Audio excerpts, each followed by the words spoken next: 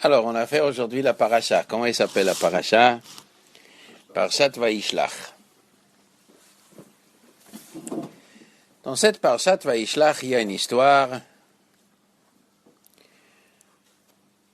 Une fois que Yaakov Avinu avec sa famille sont arrivés dans la ville de Shrem, sa fille Dina, elle est partie se promener. Et malheureusement, il y a un monsieur, le prince de la ville, monsieur Shrem, le fils du maire, il a vu cette Dina. Qu'est-ce qu'il a fait? Il a pris Dina chez lui à la maison. Il a abusé d'elle. Quand Yaakov a entendu, Yaakov était déjà âgé, il avait plus que 100 ans, il se tue. Par contre, ses enfants, qui étaient des jeunes enfants, eux, ils ont bouillonné. Ils étaient archi déçus, tristes, énervés. Alors, qu'est-ce qu'il a fait le père de ce garçon, donc le maire de la ville, M. Hamor? Il est venu chez Yaakov pour négocier un mariage. Il venait chez Yaakov, vous savez, monsieur le rabbin, mon fils est tombé amoureux dans votre fille et il voudrait à tout prix se marier avec elle.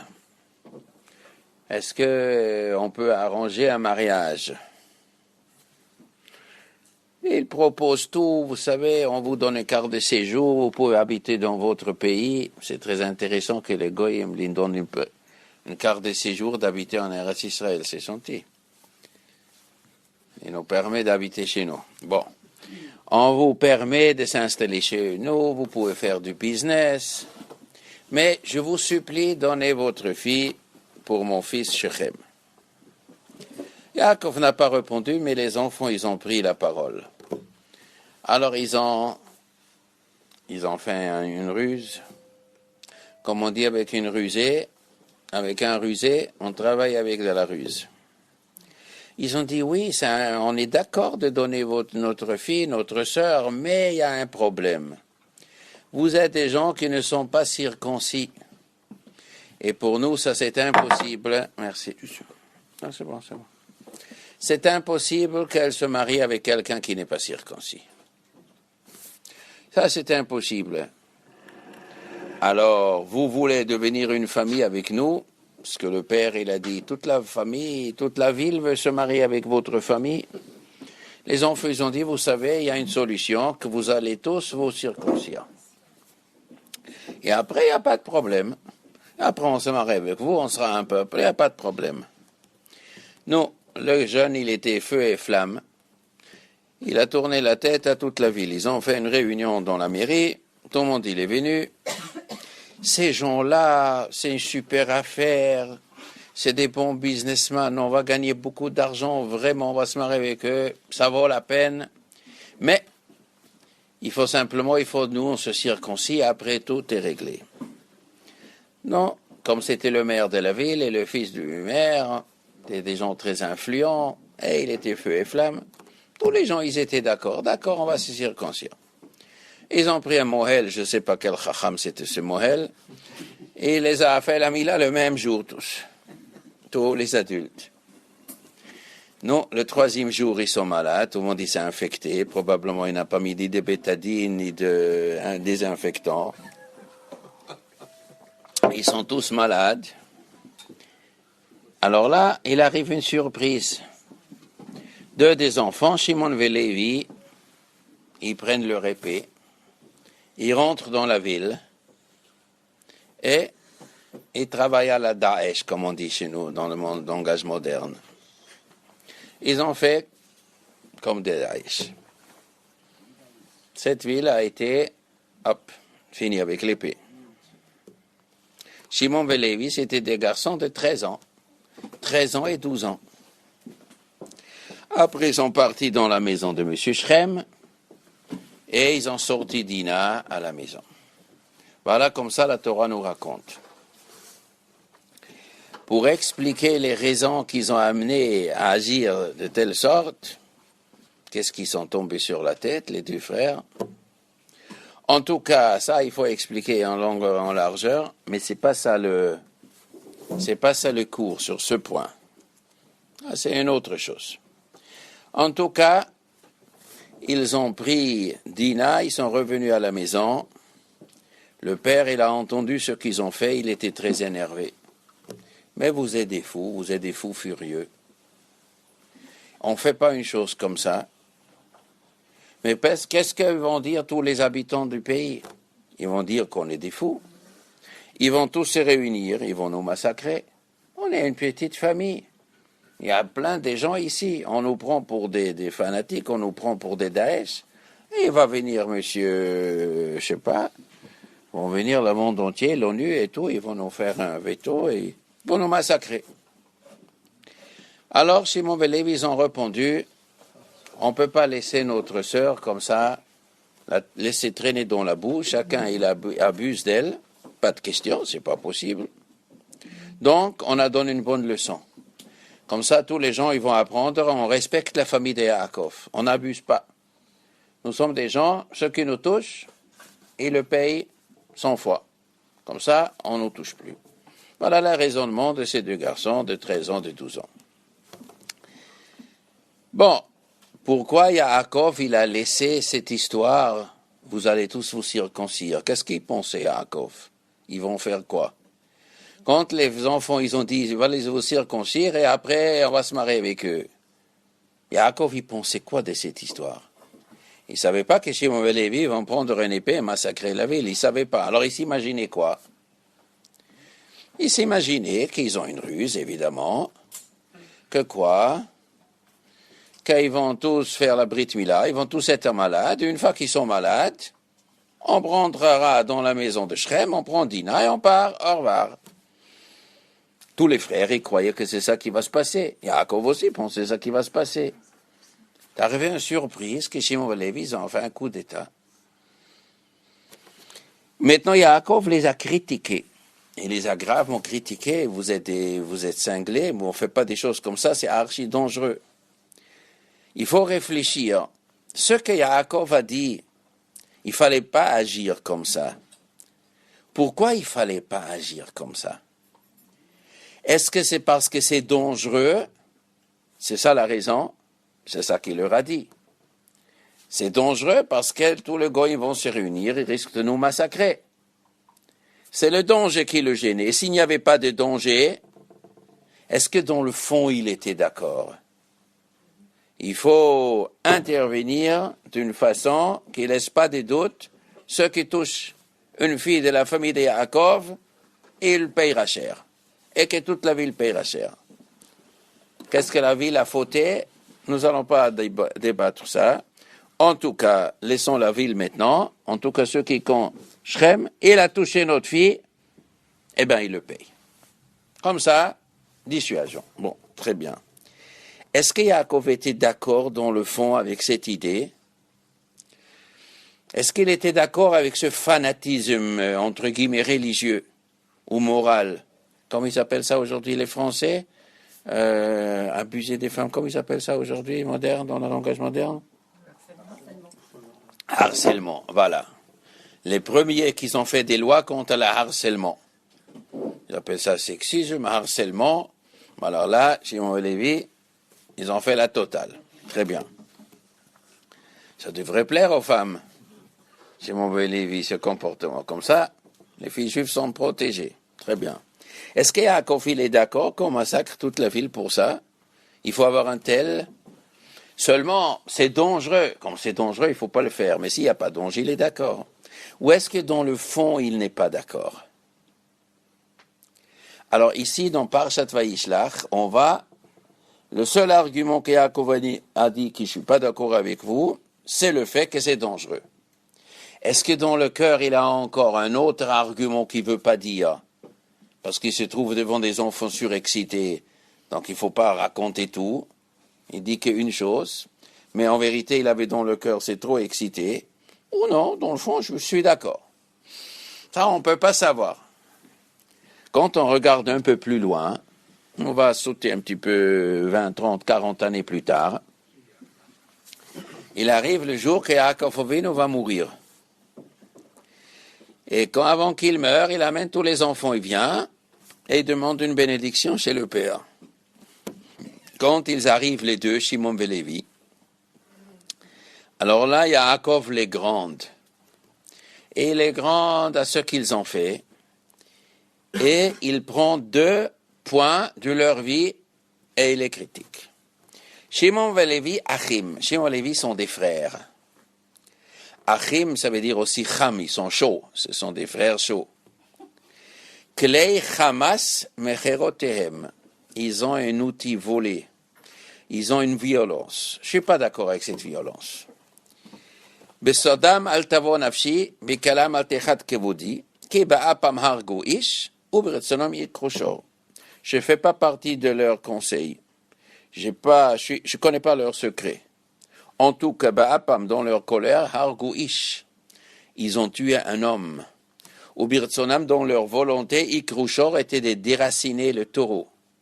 Arurapam ki az, ve'evratam ki kashata. Achalkem Yaakov, afitzem be'Israël. Que leur colère sera maudite. Il a maudit leur colère. On ne se comporte pas avec une telle colère. Eh bien, que ces 2 tribus, Shimon et Lévi, seront éparpillés parmi le peuple juif, qu'ils n'habitent pas ensemble.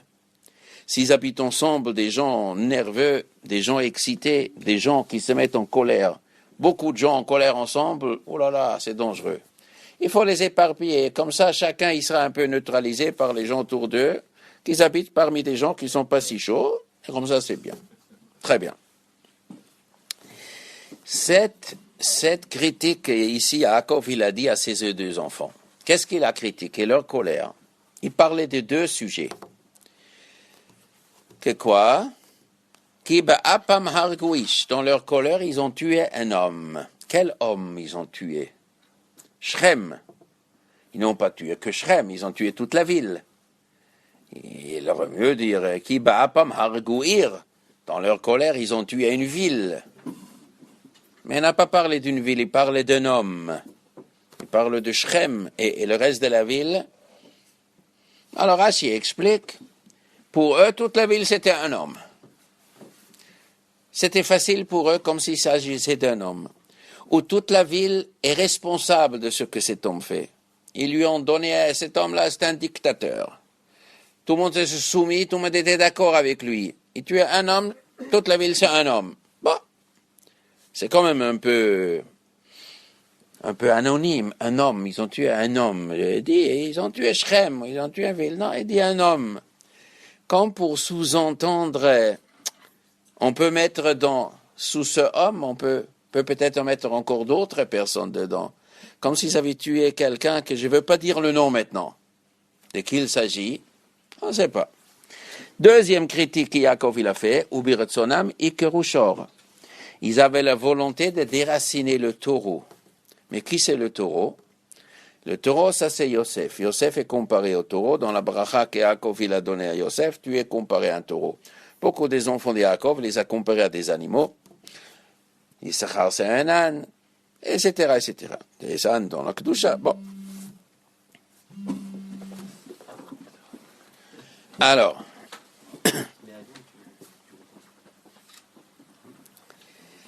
qu'est-ce que c'est cette histoire de Shimon et Lévi avec Yosef? Shimon et Lévi, ils ont vendu Yosef. Mais ce n'était pas que Shimon et Lévi qu'ils ont vendu Yosef. Tous les frères, ils ont vendu Yosef. Et Yaakov n'était pas d'accord qu'ils ont vendu Yosef. Mais pourquoi ils critiquent Shimon et Lévi? Parce qu'eux n'ont pas seulement vendu Yosef, ils voulaient plus, ils voulaient le tuer. Parce que tout au début de l'histoire, quand Yosef il est venu chez eux, à Shrem, le texte dit, un homme il a dit à l'autre, ah, voici le rêveur des rêves. Ah, on va le tuer. Alors Simon, c'était 2 frères, un dit à l'autre, viens, on va liquider Yosef. À la fin, ils ont dit, bon non, on va pas le tuer. Rouven a dit, calmez-vous, on va pas le tuer, on va jeter dans le trou. Après, Yehuda a dit, bon, on va le vendre. À la fin, quand ils ont vendu, ils ne l'ont pas tué. Mais il y avait 2 frères qui avaient une idée de le tuer. Qui sont ces 2? Et Shelachiv, un il parlait à son frère, c'était Shimon qui parlait à Lévi. Shimon et Lévi, ils avaient eu, car Shimon, l'initiative venue de Shimon, il ne parlait pas à tous les frères. Il a pris Lévi. Toi, Lévi, viens avec moi. Moi, toi, on va tuer Yosef.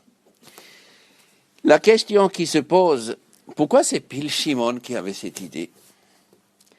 Qu'est-ce qu'il y avait Shimon? Shimon et Lévi, encore une fois, parce que c'est des gens colériques. Ce sont des gens chauds.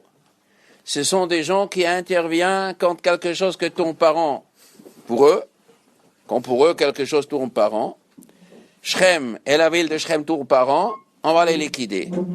Yosef, ça tourne par an, eh bien on va les liquider. Voilà, c'est toujours la même chose. Ou est-ce qu'il y avait quelque chose de spécial que Shimon il avait avec Yosef? Shimon et Lévi, ils avaient quelque chose avec Yosef, plus que les autres frères. En tout cas, Yaakov, il a attaché les deux critiques. Ils ont tué Hargoïch ou Birtsanam Ikroshor. Il a attaché, il y a ici deux choses. Comme si c'est la suite des événements. Qu'est-ce que Shimon il avait de plus contre Yosef que tous les frères? Alors, on va essayer de comprendre. D'abord, pourquoi les frères ont détesté Yosef? Vayisneu Oto. Ils l'ont détesté. D'où venait cette haine? Marqué dans Chumash, Vayave Yosef et Dibatam Ra'a El Avihem. Yosef parlait mal de ses frères devant Yaakov. Donc, les frères, ils l'ont détesté. Tu montes un salade contre nous. Tu nous salis devant papa. D'accord. Qu'est-ce qu'il a dit, Yaakov? Qu'est-ce qu'il a dit, Yosef? Dibatam Ra'a. Qu'est-ce qu'il disait? Quoi? Non, les rêves, ça c'est après. Les rêves ne sont pas méchants. Les rêves, c'est simplement vous devez vous prosterner devant moi. Ça, c'est pas du lachon hara.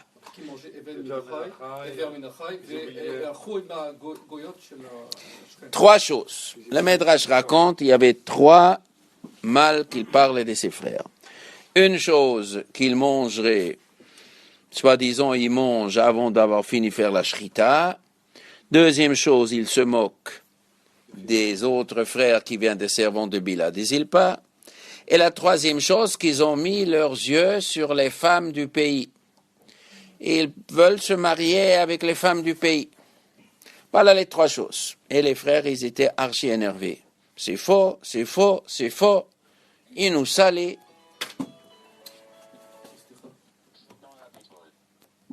Alors, maintenant, nous allons laisser à côté l'histoire d'Ever Minachai avec Evet. C'est pas ça que nous allons parler. On va parler, Yosef il a dit, vous avez une idée de vouloir vous marier avec les gens du pays, c'est-à-dire les Knaaniotes. Et ça, c'est une archi-critique que Yosef leur a fait, et eux, ils ont dit, c'est du mensonge. La question qui se pose, quand un homme, il s'imagine du mal sur quelqu'un, il faut qu'il a vu quelque chose sur lui.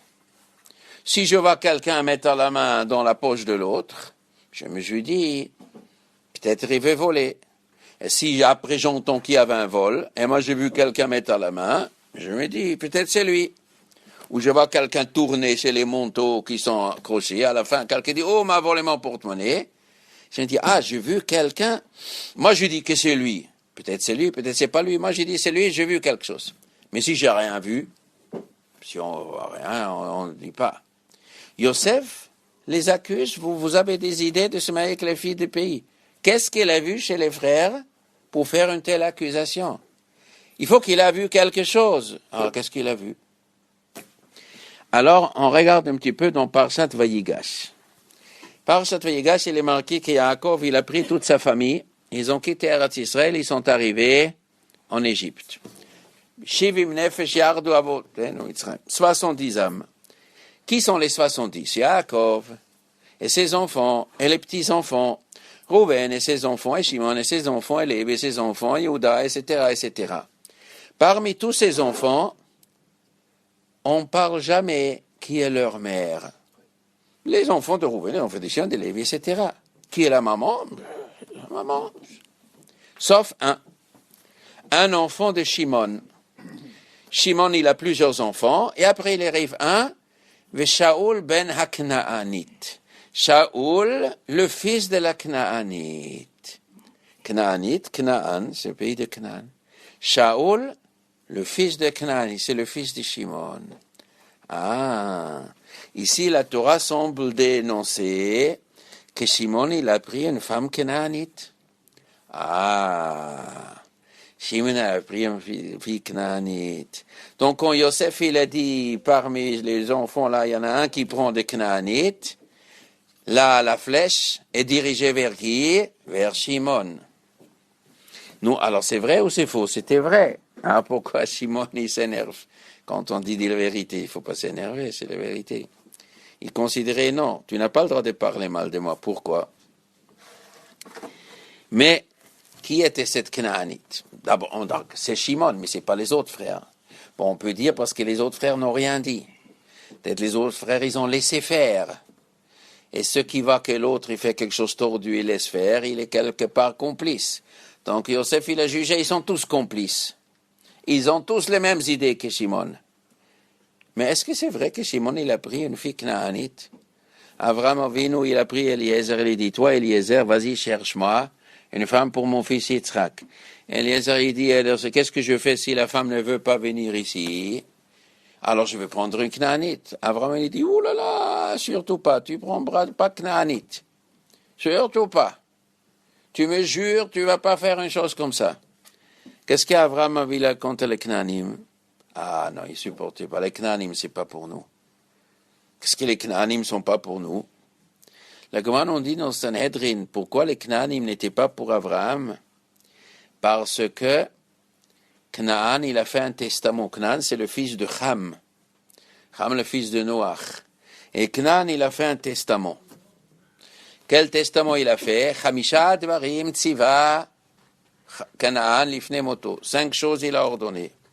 Une chose, il a dit Ehevu et hazima. Aimer l'immoralité. Il faut aimer l'immoralité.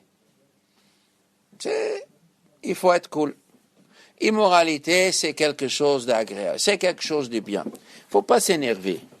Immoralité, c'est une bonne chose. Voilà ce que Knaan il a. Et quand on dit Knaan, ça veut dire immoralité. Abraham Avinu lui dit, moi, il ne me faut pas une femme de Knaan pour mon fils Yitzhak. Il ne faut pas. Alors Shaoul, il va se marier avec un Knaanite. Comment c'est possible? Hein? Mais, Shimon, qu'est-ce que j'ai dit? Shaoul. Shimon. Alors, qu'est-ce qu'il dit Rashi? Il apporte le Midrash. Shaoul ben Knaanite, en vérité, il ne s'agissait pas du tout d'une Knaanite. Qui c'est la Knaanite? C'est Dina. Shimon, il se mariait avec sa sœur Dina. Et Shaoul, c'était le fils qui est né de Dina. Les autres sont nés d'une autre femme. Mais Shaoul, il est né de Dina. Et pourquoi Dina, il s'appelle Knaanite? Parce que Shrem, il a pris Dina. Donc, elle s'appelle Knaanite. Shaoul ben Aknet. Comme ça raconte le maître. Rashi rapporte ça. Alors, ici, il y a plusieurs questions. D'abord, pourquoi la Torah insulte pauvre Dina? On l'appelle Knaanite. C'est quand même un nom qui est très joli, Knaanite. Knaanite, ça veut dire voyelle. Tu es une voyelle. Mais elle se prie par force. Elle n'était pas fautive. Pourquoi la Torah l'appelle comme ça? Ça, c'est la première question. Et pourquoi Yosef, il a fait un tel scandale? Yosef, il dit, tous les frères, ils jettent l'œil sur les Knaaniotes, parce que Shimon, il a pris Dina. Qu'est-ce que tu veux? Qu'est-ce que c'est un crime? Dina, elle s'est fait prendre par Shrem. Et alors? Elle n'était pas voulue. Elle ne l'a pas cherché. Alors, Pshat Pashut, le texte, il dit que Shrem n'a pas seulement pris Dina, il a fait un aver avec elle. Le texte dit Vaïdaber alev hana'ara. Il parlait sur le cœur de la fille. Le texte dit Chashak. Shrem beni Chashak. Bébitrem. Chafetz ba. Il était fou d'elle. Il a saoulé. Vaïdaber alev anara, il a saoulé. Il a saoulé. Mais le texte il dit plus que ça. Quand eux, ils sont intervenus, ils n'ont pas dit simplement il a fait un avira avec elle. Ils ont dit qui timé est achotam. Il a rendu impur la sœur. Il a sali. Pas seulement il a fait un avira, pas seulement shachavima. Timé est achotam. Il a rendu impur. Il a mis quelque chose sur elle, ce Shrem. Il a saoulé. Mais la question, elle est, Shimon, il s'est marié avec elle. Pourquoi il s'est marié avec elle? Qu'est-ce qu'il se passait? Pourquoi Shimon s'est marié avec elle?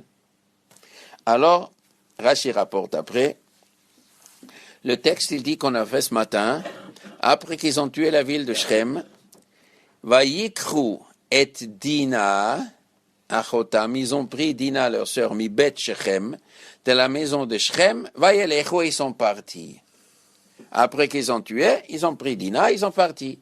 Le texte, il dit, mi Bet Shechem, de la maison de Shrem. Pourquoi la Torah nous dit de la maison de Shrem? Bon, ben, évidemment, elle était chez Shrem, quel chidouche, où tu veux qu'ils prennent. Pourquoi la Torah nous détaille, ils ont pris de la maison de Shrem? Alors le Midrash raconte, elle était barricadée chez Shrem. Elle ne voulait pas sortir. Pourquoi elle ne voulait pas sortir? Bon, peut-être elle était terrorisée, peut-être elle était traumatisée, peut-être elle avait peur d'un deuxième accident. Elle ne voulait pas sortir. Et les frères, ils sont venus dans la maison, elle a fermé toutes les clés. Non, je ne sors pas. Eh, Dina, ça y est, on a massacré la ville, tu viens maintenant? Non, non, non, je ne viens pas. Qu'est-ce qu'elle a, cela? Elle a quoi, cela? Ah non, non, non, non, je ne sors pas. Mais t'es folle? Tu viens pas avec nous? Non, je ne viens pas. Comment? Eh, on est venu pour te sauver. Eh bien, si vous voulez me sauver, à une condition.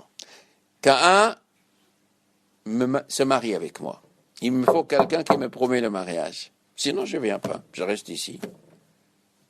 Ou elle va rester avec une ville de cadavres. Oui, je reste ici. Chez Dina, il y a quelque chose qui est arrivé dans la tête. Ce Shrem, il a détraqué quelque part. Il faut que quelqu'un se marie. Alors Shimon a dit, je te jure, je te marie.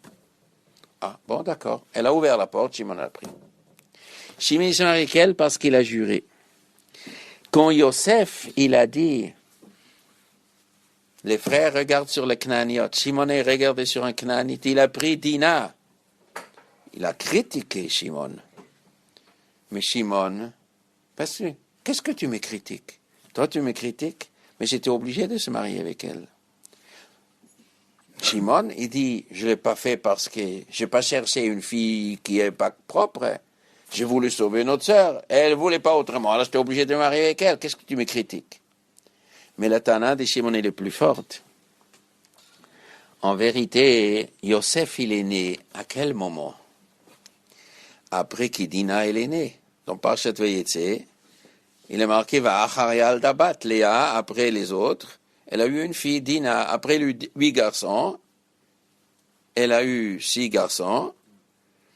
Et 2 de Bilha, 2 de Zilpa, ça fait 10. Elle est tombée encore une fois enceinte. C'était une fille, Dina. Après qu'elle a eu Dina, le texte dit Vayizkor Elokim et Rachel. Dieu se rappelait de Rachel, elle est tombée enceinte, elle a eu Yosef. Pourquoi c'est pile lié avec Dina? Rashi raconte que quand Léa est tombée enceinte, elle a dit, oh, il va voir, je suis encore une fois enceinte. Elle savait pour Ruach HaKodesh qu'Yaakov, il aura 12 enfants.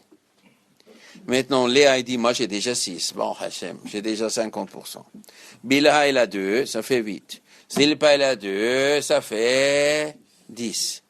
Il reste 2 pour Rachel. Maintenant, je suis enceinte. Ouais. Il reste 1 pour Rachel. Si je tombe 2e fois enceinte, il reste rien pour Rachel. Je ne peux pas faire ça, Rachel. Alors, elle a prié Hachem, fait que ce ne sera pas un garçon. C'est devenu une fille. Dina, elle s'appelle Dina. Et on juge au ciel, on a transformé une fille. Ce moment-là, Kadesh Baruch il a dit, Vayizkor Elokim et Rachel. Léa, elle a prié de ne pas avoir un garçon, mais d'avoir une fille, pour que Rachel ait un enfant. Donc Yosef, il est né grâce à quoi? Grâce à la tfila que Léa elle a fait. Donc Yosef, il doit remercier qu'il existe Dina ou il doit être fâché avec Dina? Il doit remercier. C'est grâce à Dina, toi, Yosef, tu es au monde. Sans Dina, je ne sais pas si toi, Yosef, tu serais au monde. Et Yosef, il a critiqué Shimon qui a sauvé Dina. Ça, il n'a pas apprécié Shimon. Mais la question, elle est comme ça. Qu'est-ce qui s'est passé avec Dina? Est-ce que Béhémet, elle était nue, tordue? Est-ce qu'elle était tordue? Elle avait un fils. Il s'appelle comment? Shaoul ben Aknaanit. Il est devenu quoi, ce Shaoul? Pourquoi il s'appelle Shaoul? Parce qu'il s'appelle Shaoul. Non, c'est pas parce qu'il s'appelle Shaoul. Pourquoi il s'appelle Shaoul? Chaque nom dans la Chumash, il a un sens. Il n'y a rien. Chaque nom définit quelque chose. Pourquoi lui, il s'appelle Shaoul? Alors la Gemara nous dit dans Sanhedrin, il faut prendre maintenant 250 ans plus tard dans l'histoire juive. On va aller 250 plus tard. Les Juifs sont descendus en Égypte. Ils sont restés 210 années en Égypte. Après, ils sont sortis. Ils ont resté 40 ans dans le désert. Maintenant, nous sommes à la fin des 40 ans dans le désert. Avant de rentrer en Eretz Israël, il y a une histoire qui arrive au peuple juif. Il arrive une tragédie. Torah nous raconte, Bilam il a donné un Eitza aux filles de Midian d'aller séduire les hommes juifs. Les filles de Midian sont venues et beaucoup de Juifs sont tombés dans le panneau. On fait des bêtises avec les Bnot Midian. Comme ça la Torah nous raconte. Nous, Moshe Rabbeinu, il a nommé, Moshe et Aaron, ils ont nommé des Batédinim. Ceux qui a fauté, on va le punir. Mais il y avait à part ça une magéfa, une peste. Les gens ils sont morts comme des mouches dans la peste. Il y avait 24 000 personnes qui sont mortes dans la peste. Alors il arrivait un monsieur, le directeur, le chef, le président de la tribu de Shimon, un certain Zimri ben Salou, et la tribu de Shimon est venue chez leur chef, ils ont dit, monsieur le rabbin, vous voyez qu'est-ce qui se passe avec notre tribu? Parce que les 24 000, comme Rachi raconte, ils étaient tous de la tribu de Shimon. C'est le chef de Shimon qui a fauté. En tout cas, le plus. Tous les 24 000, Rachi raconte, étaient tous de la tribu de Shimon. Les gens sont venus chez le chef de Shimon et ont dit, monsieur, il faut faire quelque chose. Il faut sauver notre tribu, il va partir à cacahuète. Faites quelque chose. Il est parti chez Moshe, il a dit, Moshe, qu'est-ce que tu fais ici? Tu laisses Dieu détruire comme ça les Juifs. Qu'est-ce que tu fais? Quoi? Ils ont pris des filles de Midian? Et toi, Moshe, tu t'es pas marié avec une Midianite? Tu t'es aussi marié avec une Midianite. Donc c'est pas si grave. Ah, bah, elle s'est convertie. Elle était gentille. C'est-là aussi, va être gentil. Qui t'a dit qu'ils vont pas être gentils? Toi, tu as pris une Goya convertie. Elle est gentille. Aussi, elles vont se convertir. Après, Moshe et Aaron, ils se sont mis à pleurer. Alors Zimri, il est parti faire une avéra. Torah nous raconte, est venu Pinchas, et il a tué Zimri. Et à quelques jours, il a téléphoné à Moshe. Pinchas ben Azar, ben Aaron Cohen, ici, ben Chamatim, à Ben Israël. Alors, il était venu à Israël avec Kinatim. Baruch Hashem, Pinchas est intervenu, et la Magéfa, il a stoppé. Très bien. Alors, ce monsieur, il s'appelait Zimri, il était le Nassi de Shimon. Mais le Nassi de Shimon, dans le Chumash, il s'appelait Shlumiel ben Tsuri Shaddai. Alors, la Gemara nous dit, c'est le même. Zimri et Shlumiel ben Tsuri Shaddai, c'est le même personnage. On lui a changé le nom parce que Zimri ben Salou, c'est une signification, c'est un surnom. En vérité, il s'agit de Shlumiel ben Tsuri Shaddai. Après, la Gemara, dans Sanhedrin, ajoute encore quelque chose. Et ça, douche. La Gemara nous dit, Zimri, c'est Shloumé ben Tsuri Shaddai, il est chef de Shimon, ou Shaoul ben Haknaanit. C'est la personne Shaoul ben Haknaanit. C'est le fils de Shimon qu'il a eu avec Dina. Lui, c'est Zimri. Qu'est-ce qui se passe ici? Et Shaoul, pourquoi il s'appelle Shaoul? Shehishil Atzmo le Dvar Avera. il a prêté son corps pour faire un péché. D'abord, comment c'est Shaoul? Mais c'est deux siècles, c'est 250 années plus tôt. Comment c'est Shaoul? C'est la même personne, Hadouche. Quand le type, il a vécu 250 ans, 280 ans, pour faire à la fin des bêtises comme ça. Bon, c'est possible. Quand la Gemara nous raconte souvent dans la Gemara, lui, c'est lui dans la Haggadah, quand c'est pas une halakha, quand c'est la Haggadah, quand la Gemara nous dit lui, c'est lui, on dit Lavan, c'est Bilam. Comment? Bilam, c'est le fils de Beor. Lavan, c'est le fils de Bethuel. Alors, Pshat Pachout, c'est pas la même personne. Mais il était influencé, la personne. Il joue la même personne. Comme si quelqu'un, il va dire, je sais pas, Khomeini, c'est Hitler. C'est une façon de parler. C'est-à-dire, il s'est inspiré. Il a laissé quelque chose. Il a laissé des traces. Peut-être c'est le Gilgul. Hier, chier. Ça veut dire que la Gemara veut nous dire que Zimri ben Salou, ce pécheur, que vous le défendez dans la tribu de Shimon, lui, c'est Shaoul. Cette volonté de pécher, ça vient de Shaoul ben Aknaanit. Ça veut dire que dans Shaoul, il y avait quelque chose qui tournait par an. Ça veut dire que Shimon, il se mariait avec Dina. Ils ont eu un enfant, et cet enfant, Hishil Atzmo la Avera. Pour lui, il se donnait son corps pour faire un péché. Il a induit les Juifs dans un péché. Quand la Torah nous dit Ben Haknaanit, mais d'où ça vient que de Dina, il y a quelque chose de tordu? Mais ça vient de Shrem. Shrem, il avait abîmé quelque chose. Quand Yosef, il a critiqué, il savait de quoi il parle. Il n'a pas critiqué gratuit. Il a dit il y a quelque chose de tordu. Mais en vérité, Shimon, il se mariait avec Dina. Ils n'étaient pas en famille, Shimon avec Dina. Ils ne sont pas un peu en famille. Hein? Comment ça s'appelle cette famille? Frères et sœurs. Il est permis pour un frère de se marier avec une sœur. Hein? C'est bizarre. Mais la Torah n'était pas encore donnée. Avant que la Torah ait été donnée, ils étaient soumis à quelle loi?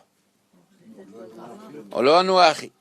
Est-ce que pour un Ben Noach, il est permis de se marier avec sa sœur? C'est pas interdit? C'est pas interdit? Gilo Arayot, ça veut dire quoi? Frères et sœurs, c'est interdit? Oui? Non. Pour la Torah. Est-ce que pour les Ben Noach, c'est interdit? Hein? Frère de père, c'est permis? Pour les Égyptiens, c'était permis. Non, je ne parle pas pour les Égyptiens, je parle pour la loi de la Torah. Les lois des Égyptiens, c'est pas ça qui nous intéresse.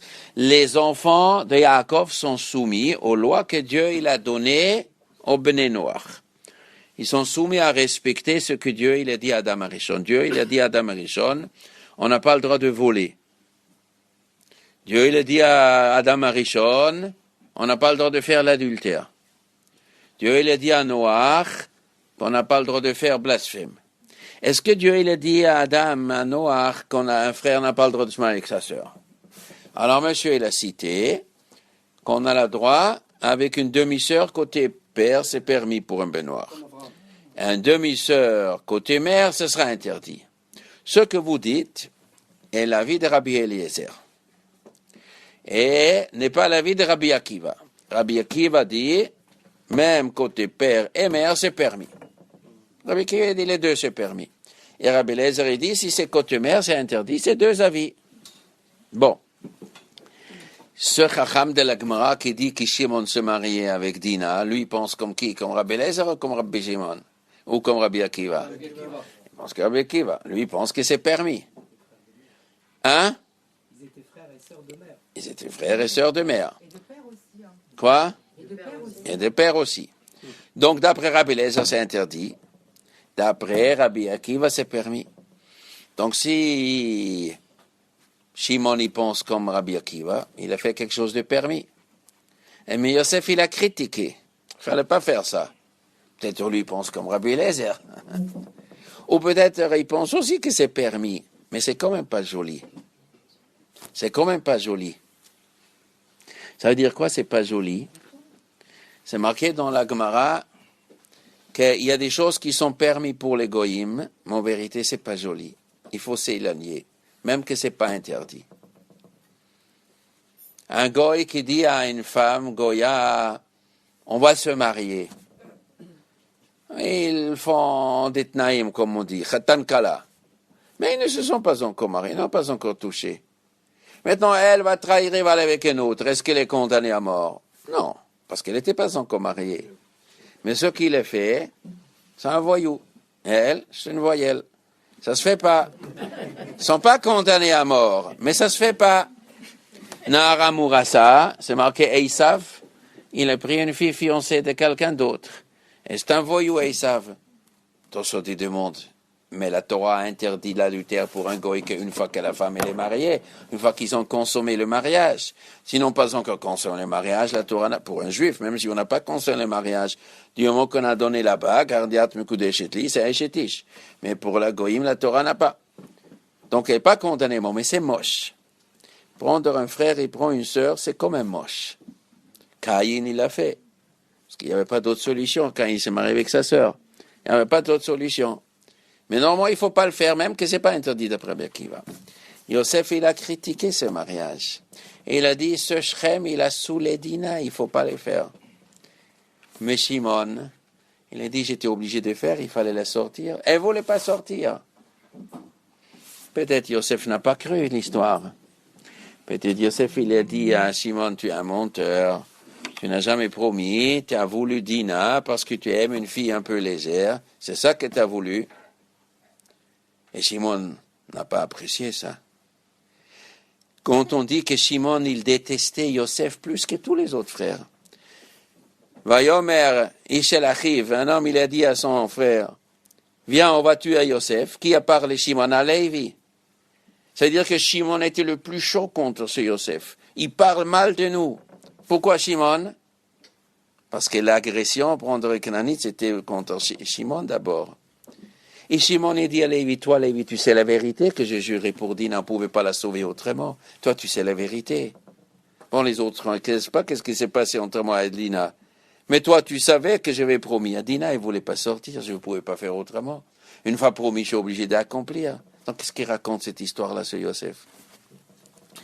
Mais quand Yaakov, à la fin de sa vie, il a critiqué Shimon et Lévi. Qu'est-ce qu'il a dit?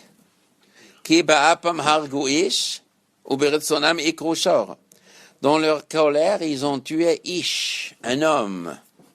Un homme, c'est un peu anonyme, un homme. Il n'a pas un nom, cet homme. Il s'appelle Shrem. Pourquoi tu dis pas Ki ba'apam hargu Shrem? Parce que c'est toute la ville de Shrem. Alors il fallait dire Ki ba'apam hargu Ir. Dans leur colère, ils ont tué une ville. Ni il dit le mot ville, il dit le mot Ish. Mais Ish, normalement, c'est un tzaddik. Le mot Ish dans la Torah veut dire un tzaddik, une grande personnalité morale. Shrem c'est pas une référence, Shrem.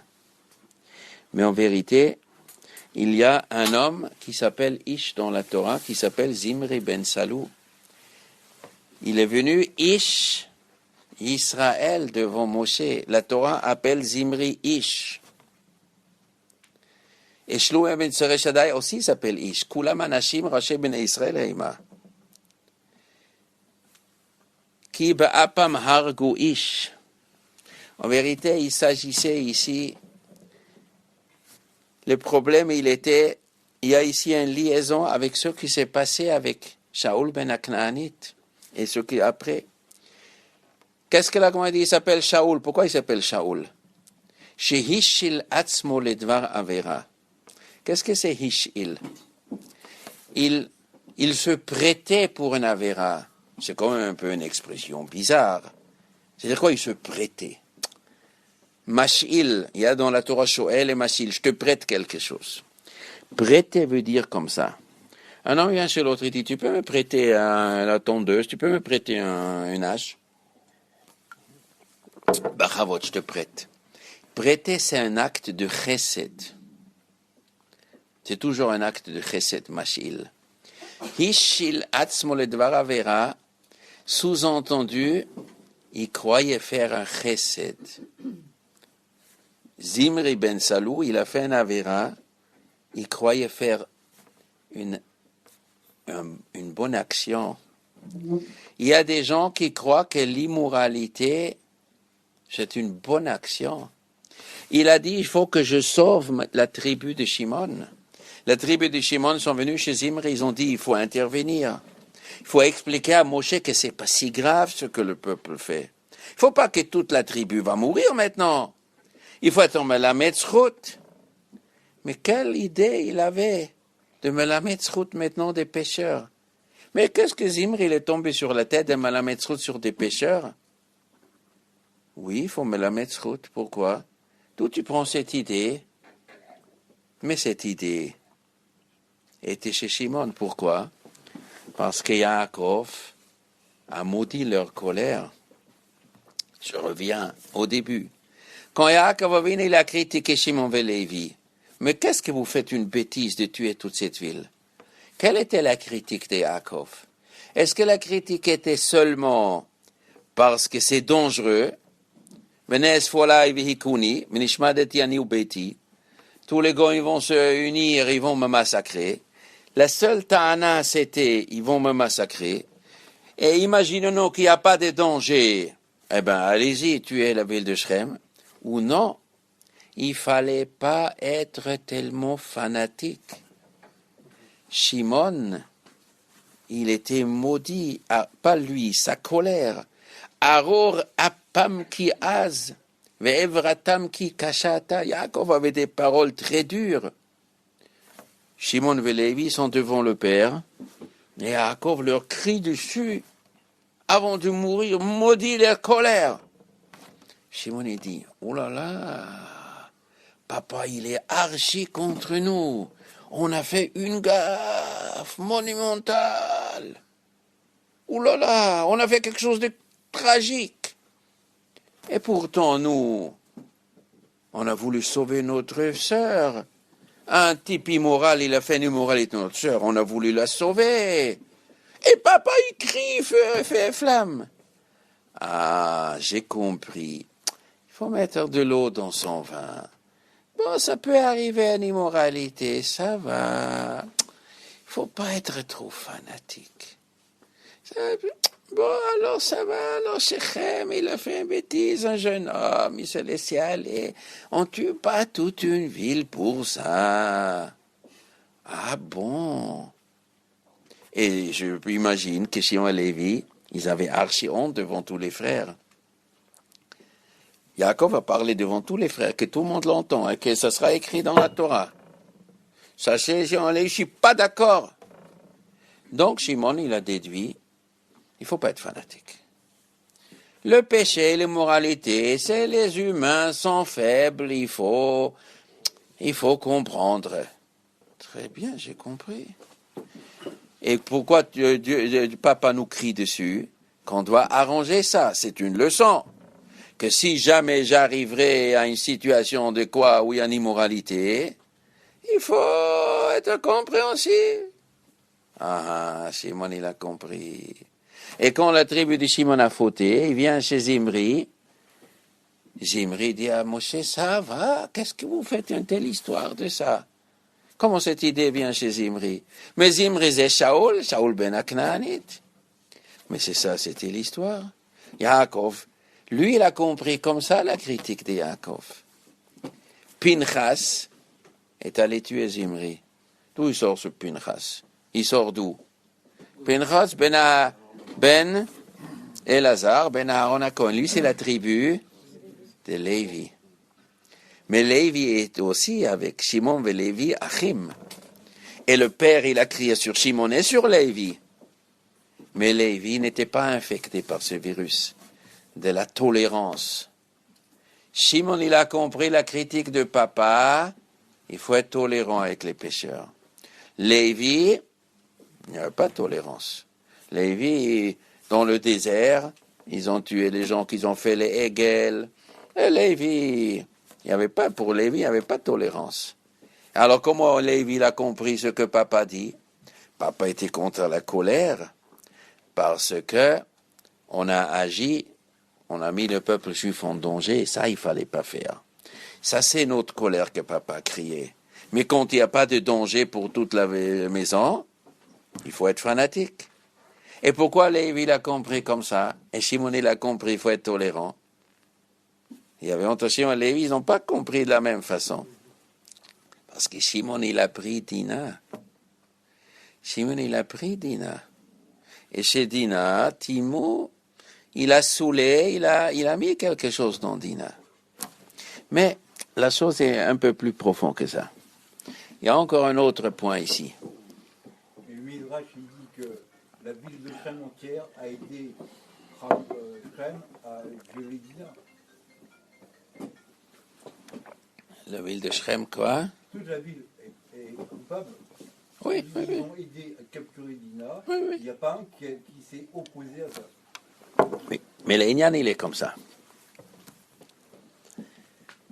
Yosef, il se marie avec qui? Osnat. Elle sort d'où? Cette Osnat, elle sort d'où? Dans le Chumash, il est marqué Osnat bat Potiphar à Kohenon. Elle était la fille de Potiphar. Arrive le Midrash, Pirkei Rabbi Eliezer, qu'elle n'était pas la fille physique de Potiphar. Elle était la fille adoptée. Mais en vérité, elle était la fille de qui? Elle était la fille de Dina. Et qui est son père? Shrem. Quand Shrem a vécu avec Dina, elle est tombée enceinte. Et ça a donné une fille Osnat. Et le Pirkei Rabbi Eliezer, il dit, quand est née cette Osnat, les frères, ils ont dit, on va la massacrer cela. Parce que tant qu'elle est là, ça salit la maison. Les gens, ils vont dire, oui, dans la maison de Yaakov, il y a l'immoralité. Il ne faut pas qu'il y ait d'immoralité dans notre maison. Dans notre famille, il faut qu'elle sera nickel. Cela, c'est une tâche, on va la tuer. Est venu Yaakov, il a pris cette Osnat, et il a mis autour de son cou une chaîne en or, et il a marqué dessus, moi, je suis Osnat, la fille de Dina, la fille de Yaakov, fille de Léa.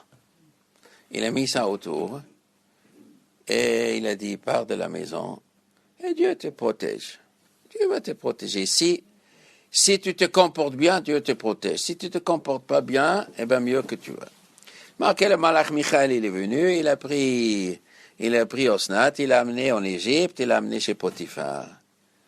Et après, quand Yosef se fait nommer roi, donc il y avait la grande parade, il y avait les murs, toutes les filles étaient sur le mur, chacune, elle a jeté son nom, et elle a jeté cette chaîne, et Yosef, il ramasse la chaîne. Osnat, la fille de Dina. Et il se marie avec Osnat. Ça veut dire que quoi? Que la propre fille de Shrem et Dina, c'est Yosef, il se marie avec elle. Lui, il se marie avec elle. C'est quoi la Moussar Askel?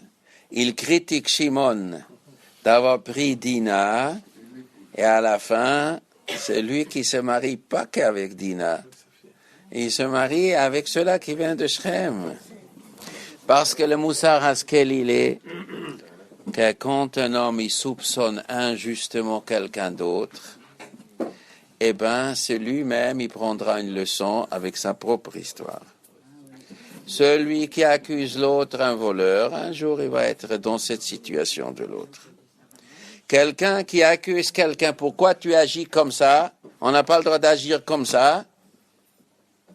Et si lui, il avait été dans la même situation, aussi il aurait agi comme ça. Eh bien, Akadosh Baruch Hu, il est mégalgel. Ça, c'est l'inyan de Mida Keneged Mida. Mais c'est plus que ça. Birkei Rabbi Eliezer, il est marqué un chiddush. tous les frères sont nés avec des sœurs jumelles. Rouven est né avec une sœur jumelle. Shimon, il est né avec une sœur jumelle. Lévi avec une sœur jumelle. Et chacun, il se marie avec sa sœur jumelle. Sauf un, il n'est pas né avec une sœur jumelle. Yosef. Yosef n'est pas né avec une sœur jumelle. Et encore quelqu'un, Dina. Dina, il n'est pas né. Hein? Alors, il dit, mais pire que Rabbi Eliezer. La Torah dit quelque chose. Je veux dire ici un petit hadouche. La Torah nous dit un frère qui se marie avec une sœur. C'est assour, chayav karet. On est condamné à karet. C'est de l'inceste, c'est archi interdit. Mais avant que la Torah prononce cette interdiction, il y a toutes les interdictions d'inceste. Quand la Torah parle de frères et de sœurs, elle ajoute un mot, chesedhu. C'est une gentillesse, et ce qui fait cette gentillesse, il est exterminé. Mais la Torah ajoute, un frère qui prend une sœur, chesedhu. C'est une gentillesse, mais on est exterminé. On n'a pas le droit de faire cette gentillesse. Hein? Ça veut dire quoi? Chesed. C'est un chesed, mais on n'a pas le droit de le faire. Un pshat Rashi raconte, chesed, ça veut dire olam chesed ibané, le monde a été créé par chesed parce que Caïn, il se mariait avec sa sœur. Ça veut dire qu'il y a des cas exceptionnels où la Torah elle a permis. Rabbi Akiva, il a dit jusqu'à Matan Torah, ça a été permis. La Torah elle a permis jusqu'à Matan Torah. Et d'après Rabbi Akiva, tous les frères se sont mariés avec leurs sœurs jumelles. C'était permis. Tous un chesed. Mais Dina, elle n'avait pas de frères. C'est pour ça qu'on l'appelait Dina mitzat midatadin. Elle est née b'midatadin, pas b'midat chesed. Peut-être qu'elle devait se marier avec Yosef. Voilà. Comme ça, il dit Rabbi David Louria. Rabbi David Louria, le beau-frère de Rabbi Chaim Volozhin, il dit, le sens, il est que Dina était destinée à se marier avec Yosef. Alors Benjamin, il devait se marier avec qui? S'il n'a pas eu de sœur. Benjamin n'avait pas de... Benjamin avait des sœurs jumelles. Oui, pourquoi pas? Vous n'étiez pas au Brit Mila de Benjamin quand la sœur a pleuré? Vous n'étiez pas présent? Rachel, elle est morte quand elle a accouché. Shimon aussi, donc il avait une sœur jumelle, alors il s'est Oui, marié 2 fois alors. oui, parce qu'il était... C'est pour ça, il avait 5 enfants, Shimon. 4, normal. Et après, Shaul ben Aknanit. Un, il est ben Aknanit. Ok, un fils, il avait dit Dina. En vérité, Dina était destinée à Yosef. Mais à la fin, c'était tombé sur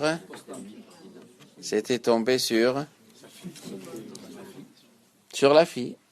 Si c'est pas la mère, eh ben ça a été les filles. C'était destiné. C'est comme l'histoire de la fille de Madame Potiphar. Madame Potiphar, elle voulait à tout prix Yosef. Parce qu'elle a vu, elle a senti qu'elle doit avoir des enfants de Yosef. Mais c'était en vérité de cette fille adoptive qu'elle avait. Pirkei de Rabbi Eliezer. Oui. Lui-même, il dit Rabbi Eliezer que c'est interdit, que c'est... Ah, pas mal comme question. Je vais vous y répondre. Donc, Pirkei de Rabbi Eliezer et des Mahamarim de Rabbi Ishmael, il y a beaucoup de Tanaïm. Donc, Pirkei de Rabbi Eliezer, c'est marqué Rabbi Ishmael. Rabbi Eliezer n'a jamais appelé Rabbi Ishmael Rabbi Ishmael, il appelait Ishmael Achi. Quand Rabbi Eliezer et Rabbi Yeshua ils discutent, ils disent pas Rabbi, c'est les élèves qui disent Rabbi. Le Rabbi Eliezer, quand il dit Yeshua, il dit Yeshua Achi. Ils disent pas Rabbi. Parce que Pirkei de Rabbi Eliezer, pas tout vient de Rabbi Eliezer. Ça commence, Rabbi Eliezer, c'est un livre, une collection de Haggadot. C'est une collection de Haggadot. Ça commence avec Rabbi Eliezer, pas tout vient de Rabbi Eliezer. Donc, Pirkei de Rabbi Eliezer, au milieu, c'est marqué, comme il a traduit Onkelos. Onkelos, c'était l'élève de Rabbi Eliezer. Rabbi Eliezer, Rabbi Yeshua, tous les mots que Onkelos il a traduits, les mots difficiles, il a demandé à Rabbi Eliezer, Rabbi Yeshua. Le maître, il ne va pas écrire un livre et dire, mon élève, il a traduit, c'est lui qui a traduit. C'est des élèves qui ont écrit. Puis Pirkei de Rabbi Eliezer, pas tout vient de Rabbi Eliezer. Bon, alors, en tout cas, ça, c'est l'histoire. En vérité, Yosef, il a critiqué Shimon. Il ne fallait pas prendre Dina. Pourquoi tu as pris Dina? Parce que tu as voulu un Canaanite, parce qu'elle était salie maintenant. Tu as voulu. Et Shimon, il a dit, non, c'est pas pour ça que j'ai pris. J'ai pris parce que j'ai voulu la sauver. Et toi, tu parles mal de moi. Et tu vas le payer. Tu vas te marier après. Mais c'est pas ça que Shimon a dit, mais ça c'est Akadosh Baruch Hu, il fait. Pour qu'un homme il comprend ses erreurs, le Maaseh. Dina, c'est marqué Vateitse Dina. Elle est sortie. D'où elle est sortie? D'où elle est sortie? Hein? Comme Léa qui est sortie. De la maison. De la maison. Non. Vateitse, de la maison de son père. Mais son père habitait où? À Shrem. Où à Shrem? Où à Shrem? C'est marqué Vayiken et Chelkas Hazadeh Me'et Chamor Avi Shechem B'Meya Kesita. Il a pris son cassette d'argent et il a donné à Chamor et il a acheté Chelkat Hazadeh. Oui, il s'est installé. Il a acheté ça chez Chamor, le père de Shrem. Où Yosef était enterré? Où à Shrem? Chelkat Hazadeh, d'où vous savez? Ah ben, il avait dit, il avait donné cette terre. D'où vous savez que c'est sur cette terre il est enterré? Il avait dit, dans les avant, quand il avait fait jurer. Non, mais hine natati lecha Shrem achat alachecha. Non, mais qu'il s'est enterré pile dans cet endroit. C'est marqué dans Sefer Yeshua. À la fin de Sefer Yeshua, ils ont pris les Atzmot Yosef et ils l'ont enterré dans le, non pas Shrem, dans le terrain que Yaakov il a acheté chez Chamor Avishchem B'Meya Kesita. Là-bas, ils ont enterré Yosef. C'est-à-dire que Yaakov il a acheté un terrain, il s'est installé ici. Ça, c'était réservé pour Yosef. Ici, il sera enterré. Vateitse Leia. Et tout de suite, Shrem, il a tout de suite vu. Elle était dans le territoire de Yosef. Hakadosh Baruch Hu, il fait les choses, ce qui doit arriver. Et si quelqu'un fait une erreur, ça arrive quand même, mais avec une leçon. Tu critiques Shimon. Shimon, il a pris Dina. Tu vas être dans la même situation. Tu vas comprendre. Pour toi, en vérité, c'est destiné au Osnat. Maintenant, tu es en Égypte. Avec qui tu vas te marier? La meilleure fille, c'est la petite fille de ton père, non? C'est Osnat. Mina Shamayim. C'est ça qui devrait être. Mais Shimon, il a critiqué. Il avait une haine, mais cette haine, il n'aurait pas dû avoir. Donc, le père l'a critiqué, Shimon. Alors Simon, il a compris qu'il faut être tolérant. Alors il a fait la tolérance. Il a fait la tolérance jusqu'au bout, jusqu'à que Pinchas, après il est venu, il a réparé cette erreur. Voilà, jusqu'à ici. Si vous avez des questions. Oui. Oui. Shimon et Lévi, ils ont été interdits d'habiter ensemble par le père. Mais on voit que Oui. dans le futur, la tribu de Lévi, elle est toujours dans chaque tribu. Elle s'associe avec chaque tribu. Donc elle est aussi avec Shimon. Il y avait Un petit peu. Un petit peu. Mais Shimon lui-même, il est éparpillé. Shimon n'habitait pas tous ensemble. Le Shimon, c'est marqué, Vaïten, le Shimon, Nachala, Betoch, Machane Yehuda. Shimon était éparpillé chez Yehuda. Et pourquoi, qu'est-ce qu'on gagne l'éparpillement? Parce qu'en vérité, Lévi est devenu enseignant en Torah. Et il était fanatique. Mais c'est bien des enseignants partout un petit peu. Les fanatiques, c'est bien quand c'est des petites doses. Comme ça, les gens, mais il faut pas trop fanatiques ensemble, ils vont abîmer le monde. Mais un petit peu chauffer les gens, c'est bien. Mais ils étaient éparpillés. Et Shimon aussi était éparpillé. Oui. La deuxième question, pourquoi Yosef Davka il est enterré à Shrem? Est-ce que c'est pour Tikkun Abrit? Parce que c'est le makom de la Shriva et Shrem avec Dina? Oui, Mistama. Oui, probablement, oui. C'était... L'endroit du Tikkun. Ah, je vais ajouter un petit peu. Je vais ajouter quelque chose. Osnat se marie avec Yosef. Qui étaient les enfants d'Osnat? Ephraim et Ménaché. Ephraim et Ménaché.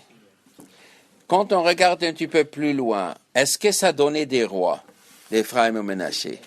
Oui, de Ménaché, il est sorti un roi qui était contre, comment il s'appelle il a Avodazara. D'Éphraïm, pas de Ménaché, d'Éphraïm. Yerovam ben Nevat. Yerovam ben Nevat. Yerovam ben Nevat était de la tribu d'Éphraïm. Et où il a régné, Yerovam ben Nevat, où il s'est fait nommer roi, quelle était la capitale de Yerovam ben Nevat? Shrem, marqué dans la Tanakh. Rechovam, après la mort de Shlomo Amelech. Rechovam, il voulait se faire nommer, être reconnu par tous les Juifs. Il est parti à Shrem. Il a demandé aux Juifs à Shrem de le nommer roi. Et là-bas, il y avait la rébellion. Les gens, ils ont dit, Monsieur Rechovam, quelle politique vous faites? Plus dur, au moins dur que votre père. Votre père était trop dur. On veut un roi plus cool. Alors lui, Rechovam, il a demandé les jeunes, il a demandé les vieux. Les vieux, ils ont dit, il faut être plus cool que ton père. Les jeunes, ils ont dit, c'était plus dur. Il a répondu plus dur, alors la rébellion. Alors ils ont renvoyé Rechovam. Et Yerovam, il s'est fait nommer roi par le prophète Achia. Et il est marqué qu'il a construit, il a renforcé la ville de Shrem. Et après, qu'est-ce qu'il a fait Yerovam ben Nevat? Il avait peur que les Juifs vont monter à Yerushalayim. Qu'est-ce qu'il a fait? Il a mis des policiers. Il a mis des policiers sur la route. Il a dit, aucun Juif il monte à Yerushalayim. Ceux qui montent à Yerushalayim, je les casse la figure. Il a pris otage le peuple juif. Ça veut dire que Yerovam était le roi de Shrem. Et il y avait autrefois aussi un homme de Shrem. Comment il s'appelait cet homme? Shrem. Hamor, Shrem. Et qu'est-ce qu'il a fait Shrem? Il a pris en otage Dina. Il a pris en otage Dina dans sa maison, je ne te laisse pas sortir. Et qu'est-ce qu'il a fait après Yerovam ben Nevat? Il a pris les Juifs en otage. Vous sortez pas des... C'est moi qui règne, vous entrez pas à Yerushalayim. Ça veut dire que Yerovam,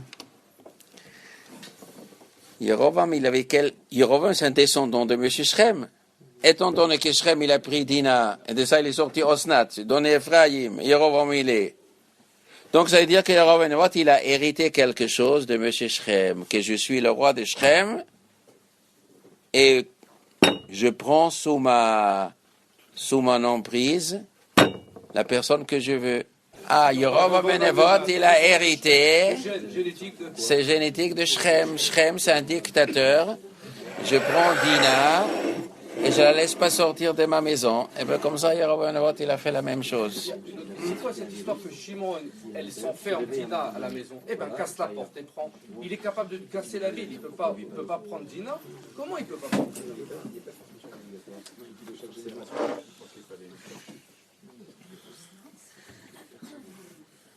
C'était deux en plus. C'est pas ça le problème. C'est possible que... Je vais dire quelque chose mi-sérieux, mi-rigolade. Mais c'est peut-être plus sérieux que rigolade. Je vais dire un petit haïdouche. Je ne sais pas si c'est vrai. Dina Behemet, elle était prise contre sa volonté. Mais après, elle ne voulait pas sortir. Pourquoi elle ne voulait pas sortir? Il a marqué qu'elle a aimé. Non, lui, il a saoulé. Lui, il a aimé peut-être quand j'aime. Mais c'est possible autrement. Le texte, il dit, on regarde bien le texte ce matin. Ils ont tué la ville de Shrem.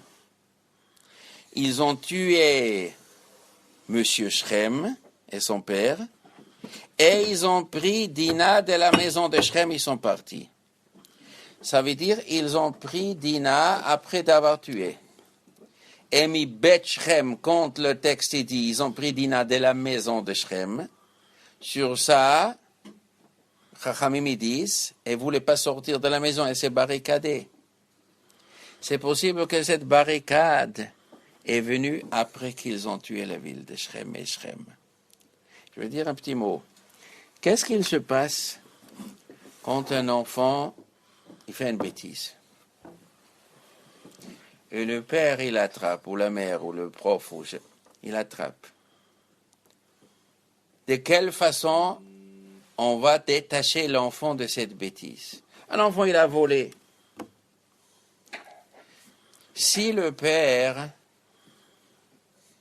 il lui explique gentiment, on ne fait pas comme ça, et l'enfant va dire, papa, tu as raison, j'aurais pas dû le faire, c'est une chose. Qu'est-ce qu'il se passe si on est dur avec lui et on l'oblige? Je prends l'objet que l'enfant a volé et je le rends à l'autre. Papa, parle avec moi, moi je le rends. Non, je fais pas, j'attends pas que toi tu rends. Je prends l'enfant que l'enfant il a volé et je le rends. C'est possible que l'enfant il va dire, papa il est trop dur, je me révèle maintenant.